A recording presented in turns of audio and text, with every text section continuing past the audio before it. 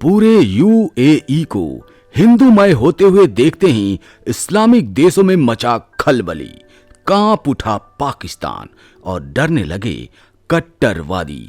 दोस्तों, प्रधानमंत्री नरेंद्र मोदी और यूएई के राष्ट्रपति शेख मोहम्मद बिन जायद की मुलाकात दुनिया में चर्चा का विषय बनी हुई है।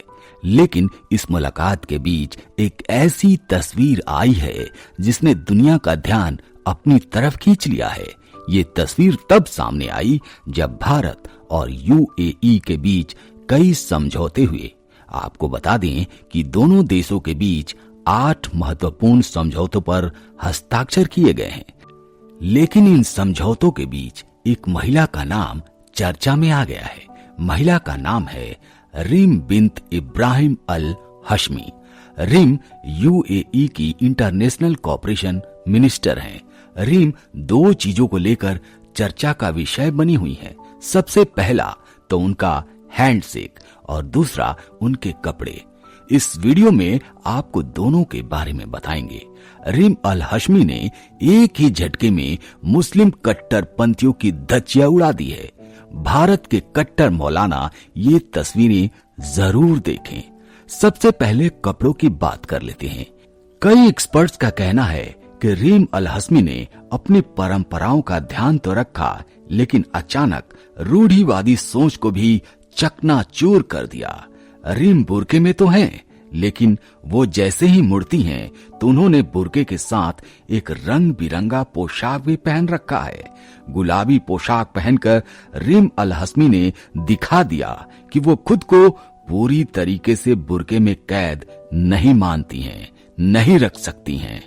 उन्होंने दिखा दिया कि बुर्का उनकी चॉइस, पर्सनैलिटी और स्टाइल के बीच बाधा नहीं बनेगा। वो खुद को सिर्फ एक रंग में कैद नहीं करेंगी, इसलिए उन्होंने गुलाबी रंग का पोशाक भी पहना हुआ है। आज कट्टरपंथियों को ये तस्वीर बहुत चुभ रही होगी। और दोस्तों, कट्टरपंथियों को रिम अल हशमी की दूसरी तस्वीर तो जीने ही नहीं देगी। अब आप रिम अली हशमी को भारत के विदेश सचिव से हाथ मिलाते हुए देखिए।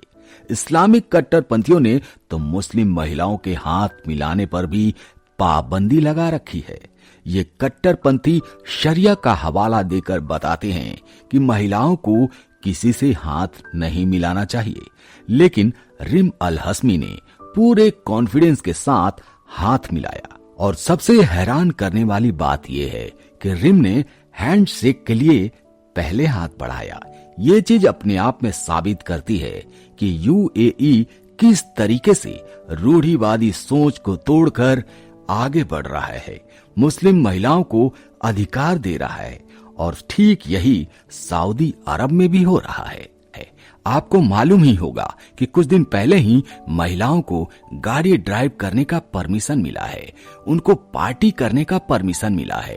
वो बाहर घूम सकती हैं, कहीं भी जा सकती हैं, अपने समय से आ सकती हैं। ये बहुत बड़ा बदलाव देखने को मिल रहा है। दोस्तों, अब समय बदल रहा है और मुस्लिम देश भारत को आदर की दृष्टि से देखते हैं। आपने देखा कि किस तरीके से जब संयुक्त अरब अमीरात में स्वामी नारायण मंदिर का उद्घाटन हुआ, पूरा यूएई हिंदूमय हो गया था। जी हाँ, लगभग सभी श्री राम के नारे लगा रहे थे। आपने देखा जब मोदी जी कतर गए, वहां भी मौलानाओं ने उनसे हाथ मिलाया और जय श्री राम के नारे लगाए।